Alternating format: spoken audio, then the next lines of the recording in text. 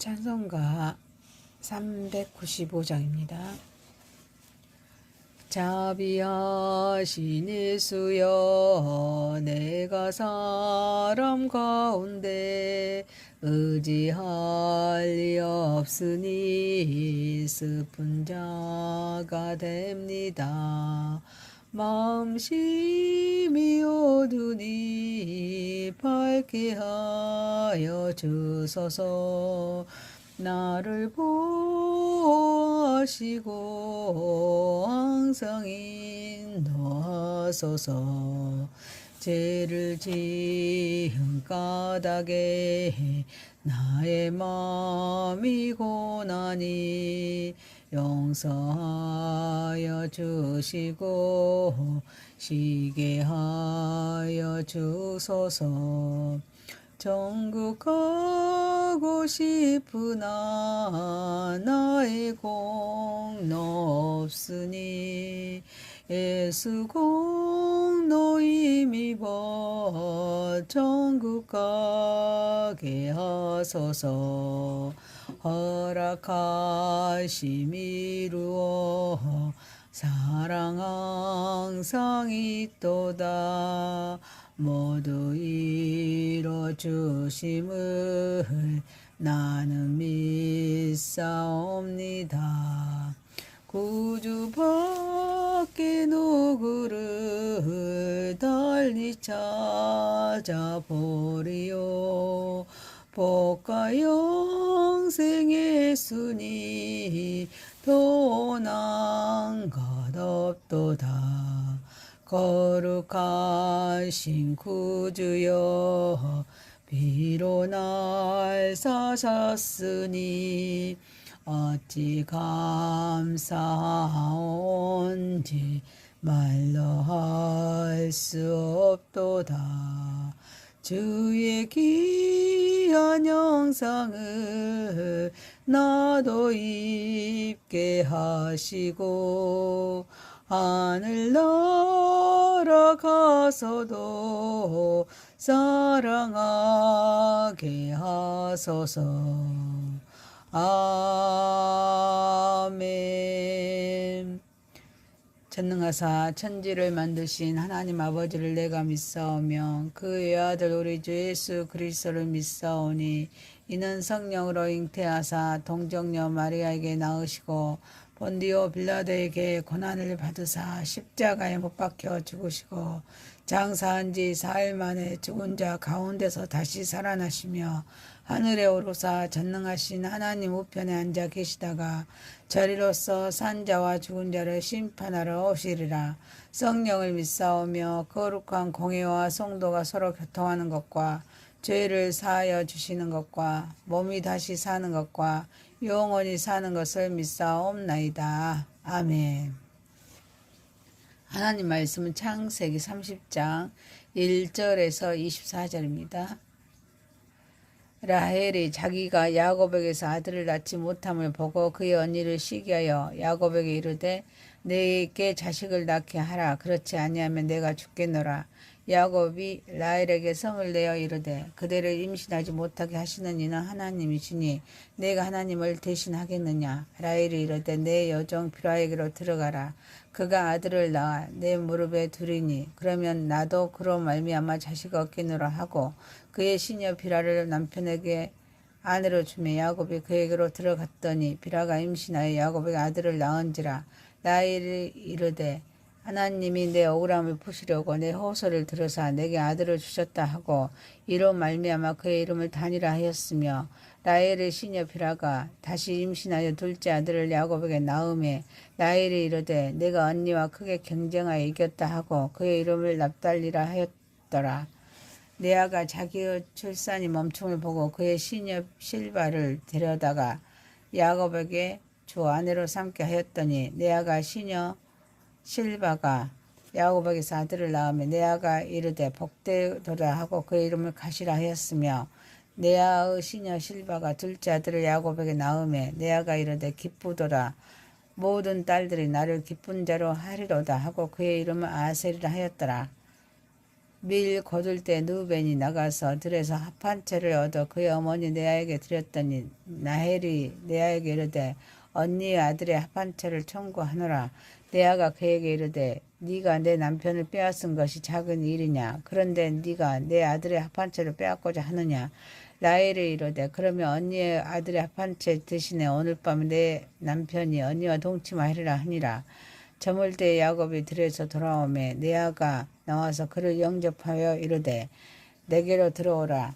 내가 내 아들의 합 한 채를 당신을 샀노라. 그 밤에 야곱이 그와 동침하였더라. 하나님이 레아의 소원을 들으셨으므로 그가 임신하여 다섯째 아들을 야곱에게 낳은지라. 레아가 이르되 내가 내 시녀를 내 남편에게 주었으므로 하나님이 내게 그 값을 주었다 하고 그의 이름을 이사가리라 하였으며 레아가 다시 임신하여 여섯째 아들을 야곱에게 낳은지라. 레아가 이르되 하나님이 내게 후한 선물을 주시도라. 내가 남편에게 여섯 아들을 낳았으니 이제는 그가 나와 함께 살리라 하고 그의 이름을 스불론이라 하였으며 그 후에 그가 딸을 낳고 그의 이름을 디나라 하였더라. 하나님이 나이를 생각하신지라. 하나님이 그의 소원을 들으시고 그의 태를 여셨으므로 그가 임신하여 아들을 낳고 이르되 하나님이 내 부끄러움을 씻으셨다 하고 그의 이름을 요셉이라 하니 여호와는 다시 다른 아들을 내게 더하시기를 원하노라 하였더라. 아멘.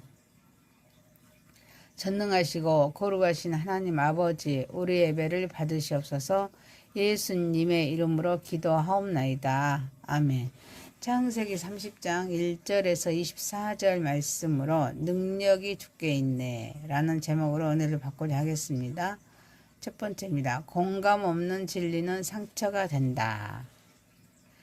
라헬이 자녀를 갖지 못하는 고통과 언니 레아에 대한 시기심에서 야곱에게 아이를 달라고 청혼하는 상황을 묘사합니다. 야곱은 라헬의 요구에 대해서 하나님께서 임신을 허락하거나 막으시는 분이라는 인간인 자신이 그 뜻을 바꿀 수 없으므로 공감 대신 냉담한 반응을 보입니다. 라헬이 아이를 낳지 못하는 절망 속에서 남편 야곱에게 애침은 단순한 요구가 아니라 정체성이 무너지는 절규입니다. 당시 여성에게 출산은 존재의 의미와 같이 연결되어 있었기 때문입니다. 그런데 야곱이 생명은 하나님께 달렸다라고 말하는데 이는 신학적으로 틀리지 않습니다. 그러나 문제는 태도와 관계적 감각입니다. 그는 하나님을 말했지만 아내의 고통은 듣지 않았습니다. 불임의 문제는 분명 하나님의 주권과 은혜의 영역입니다. 그러나 동시에 고통 속에 있는 사람의 마음을 헤아리는 은혜의 태도가 꼭 필요합니다. 라헬의 깊은 아픔 속 앞에서 야곱은 공감 없이 하나님의 일만 강조했고 그 결과 라헬은 더 깊은 절망과 상처를 경험하게 됩니다. 아무리 옳은 진리라도 공감 없이 전달되면 상처가 될 수 있습니다. 이는 욥의 친구들을 떠올리게 합니다. 욥의 세 친구 역시 신학적으로 틀린 말을 한 것은 아니었지만 하나님은 그들을 책망하셨다고 욥기서 42편 7절에 말씀하십니다. 결국 중요한 것은 진리의 내용만이 아니라 전달되는 방식과 온도입니다. 옳은 말도 차갑게 전달되면 칼이 됩니다. 배우자나 자녀가 고통을 토로할 때 먼저 해결책을 제시하기보다 함께 울어주어야 합니다. 그건 하나님의 뜻이야 라는 말은 틀린 말이 아닙니다. 그러나 그 말에도 타이밍과 온도가 있습니다. 교회 안에서 마찬가지입니다. 아픔을 호소하는 성도에게 교리적인 정답을 먼저 내놓기보다는 그의 눈물 곁에 서는 것이 먼저입니다. 성경은 말합니다. 우는 자들과 함께 울라. 로마서 12장 15절에 말씀하신 것처럼 이 설교와 가르침에도 진리의 온도가 필요합니다. 차가운 진리는 머리에 남지만 따뜻한 진리는 마음에 심깁니다. 사랑하는 성도 여러분, 그러므로 우리는 기억해야 합니다. 공동체 안에서 필요한 것은 단지 옳은 말이 아니라 상대를 품는 사랑과 신중한 태도임을 알고 하나님께 영광 올려드리는 저와 여러분이 되시기를 소망합니다. 두 번째입니다. 인간의 경제, 하나님의 역사입니다. 라헬은 아들을 낳지 못하는 상황에서 자신의 시녀 비라를 야곱에게 아내로 주어 대리로 자식을 얻고자 합니다. 이는 당시 사회에 존재하던 대리 출산 간섭과 함께 자녀를 둘러싼 경쟁의 현실을 보여주고 있습니다.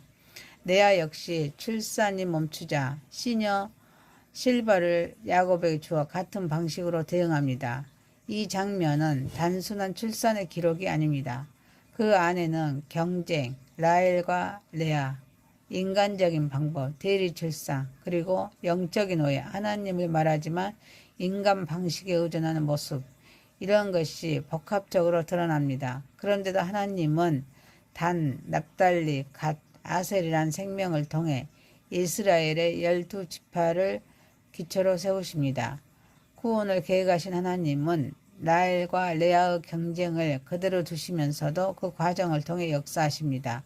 이것이 바로 섭리입니다. 섭리는 인간의 죄와 실수를 제거하는 것이 아닙니다.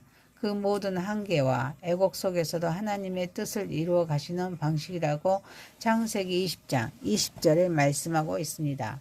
각 아이의 이름에는 어머니의 감정과 신앙 고백이 담겨 있습니다. 그러나 하나님은 그 주관적인 고백들을 넘어 그것들을 통해 이스라엘의 정체성을 형성해 가십니다. 인간의 감정에서 비롯된 이름이 결국 하나님의 역사 속에서는 언약 공동체를 이루는 표지가 됩니다. 라헬은 하나님이 내 억울함 푸셨다고 6절에 하나님의 씨름으로 내가 이겼다 8절이라고 고백하고 있습니다. 그러나 이 고백 속에는 하나님을 자신의 경쟁 속에 끌어들이려는 위험이 함께 자리하고 있습니다. 이는 오늘 우리에게도 중요한 경고가 됩니다. 우리는 종종 하나님의 이름을 빌려 자신의 욕망과 선택을 정당화하려는 유혹 앞에 서 있기 때문입니다. 인간은 경쟁하고 비교하며 조급하게 행동합니다. 그러나 하나님은 그 모든 것을 초월하여 자신의 역사를 이루십니다. 인간의 경쟁은 관계를 무너뜨리지만 하나님의 역사는 그 속에서도 구원을 이루어 가십니다. 우리의 실수와 불순한 동기 그리고 관계의 갈등조차도 하나님의 계획을 막을 수는 없습니다. 그러나 그렇다고 해서 경쟁과 애곡이 정당화되는 것은 아닙니다. 사랑하는 성도 여러분, 그러므로 우리는 선택해야 합니다. 경쟁이 아니라 은혜를, 결과가 아니라 하나님을, 방법이 아니라 하나님의 때를 신뢰해야 합니다. 우리는 경쟁 속에서 살아가는 존재가 아니라 각자에게 주어진 부르심 속에서 살아가는 사람들입니다. 하나님의 나라는 경쟁으로 세워지는 것이 아니라 다양성과 협력 그리고 은혜로 세워집니다. 따라서 가장 중요한 것은 다른 사람을 이기는 것이 아니라 하나님이 맡기신 자리에서 충성하는 것입니다. 그것이 하나님 나라에서 가장 위대한 경쟁력임을 알고 하나님께 영광 올려드리는 저와 여러분이 되시기를 소망합니다. 세 번째입니다. 역사하는 인간, 계산하는 인간, 역사하시는 하나님. 라헬은 르우벤이 가져온 합 한 채를 요구합니다. 언니 레아의 관계 속에서 또다시 계산을 시작합니다. 이에 레아는 맞대응하면서 합 한 채를 조건으로 야곱과 함께하는 밤을 거래합니다. 이 장면은 인간이 자신의 이익과 권리를 지키기 위해 얼마나 치밀하게 계산하고 경쟁하는지를 적나라하게 보여줍니다. 그러나 결과는 전혀 다르게 나타납니다. 본문은 분명하게 말합니다. 하나님이 레아의 소원을 들으셨다. 인간의 거래와 계산을 넘어 결국 역사를 이루시는 분은 하나님이심이 드러납니다. 이후 레아는 5째와 6째 아들을 낳고 딸 디나까지 출산하며 하나님의 풍성한 은혜를 경험하게 됩니다. 라헬은 합 한 채를 통해 임신을 기대했지만 그 거래로 오히려 야곱과의 동침 기회를 레아에게 넘기게 되었고 실제로 임신한 사람은 레아였습니다. 또한 레아는 합 한 채를 통해 남편을 얻었다라고 생각했지만 임신의 원인은 합 한 채가 아니라 하나님이 그의 기도를 들으셨기 때문이었습니다. 결국 인간의 계산은 빗나갔고 생명을 주신 분은 오직 하나님이셨습니다. 우리가 아무리 치밀하게 계획하고 계산해도 생명의 주권은 하나님께 있습니다. 인간의 계산은 제한적이지만 하나님의 은혜와 섭리는 한계를 넘어 역사하십니다. 우리는 때로 신앙을 거래처럼 생각합니다. 이처럼 헌신했으니 이만큼 응답받아야 한다. 이 정도 봉사했으니 하나님이 내 기도를 들어주셔야 한다. 그러나 하나님은 우리의 공로나 조건에 반응하신 분이 아니라 은혜로 역사하시는 분이라고 누가복음 17장 10절에 말씀해주고 있습니다. 또한 우리는 하나님 대신 다른 수단에 의존하려는 유혹과 마주합니다. 현대의 합함체는 돈, 인맥, 기술, 자기 개발, 심리적인 방법 등 다양한 형태로 존재합니다. 이런 것들이 잘못된 것은 아니지만 하나님보다 그것을 더 의지하는 순간 문제가 됩니다. 중요한 것은 수단이 아니라 의존의 방향입니다. 우리는 모든 수단을 쓸 수 있지만 반드시 하나님의 인도 아래에서 사용해야 합니다. 그리고 수단보다 먼저 기도로 하나님을 의지해야 합니다. 사랑하는 성도 여러분, 인간은 계산하지만 하나님은 은혜로 역사하십니다. 그러므로 우리는 계산을 내려놓고 거래가 아니라 신뢰로, 방법이 아니라 하나님으로 살아가야 하므로 이 모든 것을 하나님께 영광 올려드리는 저와 여러분이 되시기를 소망합니다. 네 번째입니다. 인간의 끝, 하나님의 시작. 본문은 하나님이 라헬을 기억하시고 그의 기도와 소원을 들으셔서 임신하게 하신 사건을 기록합니다. 태를 여셨다라는 표현은 단순한 출산을 넘어 닫혀있던 삶이 열리고 새 생명이 시작되는 하나님의 주권적인 개입을 의미합니다. 라헬은 아들을 낳은 후에 하나님의 내 부끄러움을 씻으셨다라고 고백합니다.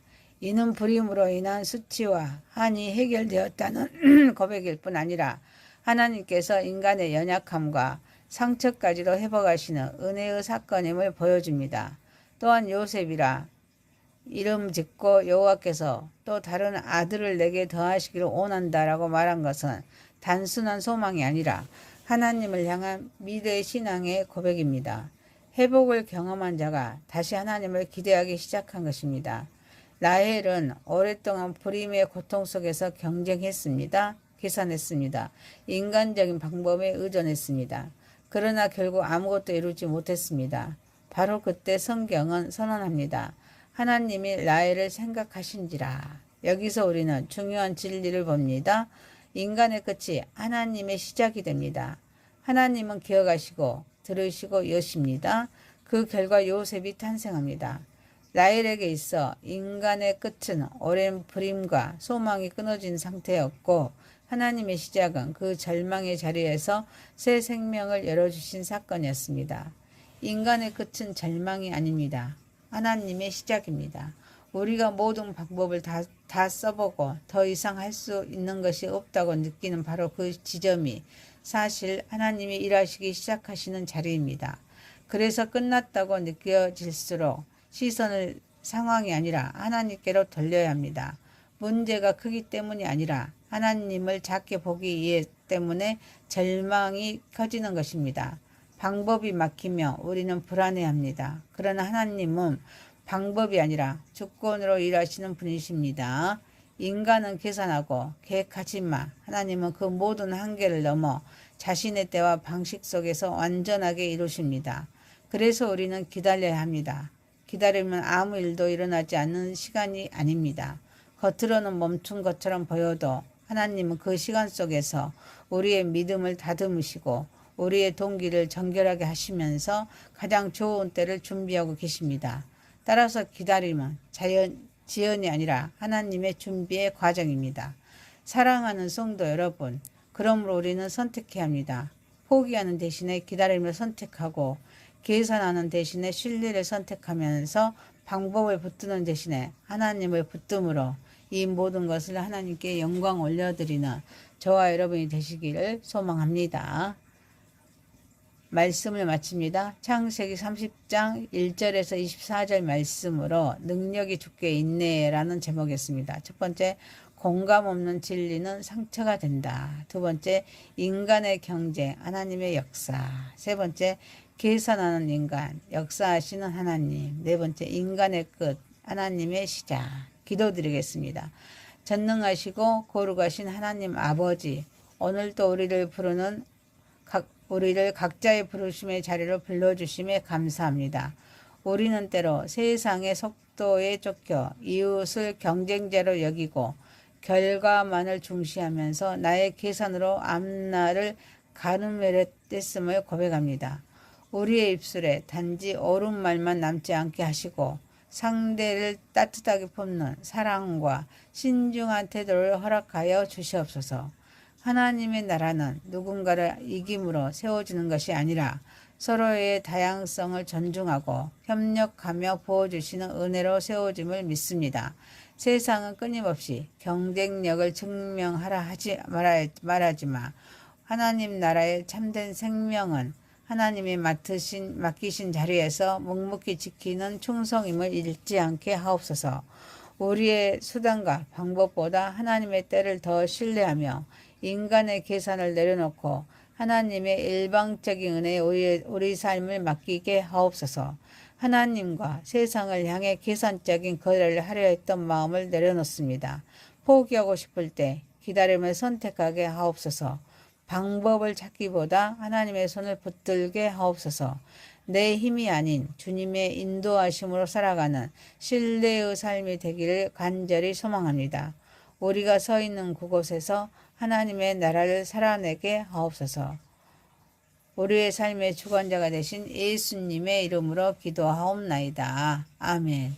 하늘에 계신 우리 아버지여, 이름이 거룩히 여김을 받으시오며 나라에 임하옵시며 뜻이 하늘에서 이룬과 같이 땅에서도 이루어지이다. 오늘날 우리에게 일용할 양식을 주옵시고 우리가 우리에게 죄 지은 자를 사하여 준 것 같이 우리의 죄를 사하여 주옵시고 우리를 시험에 들게 하지 마옵시고 다만 악에서 구하옵소서. 대개 나라와 권세와 영광이 아버지께 영원히 있사옵나이다. 아멘. 감사합니다. 수고하셨습니다. 사랑합니다. 축복합니다. 찬송가 395장입니다. 자비하신 예수여, 내가 사람 가운데 의지할 리 없으니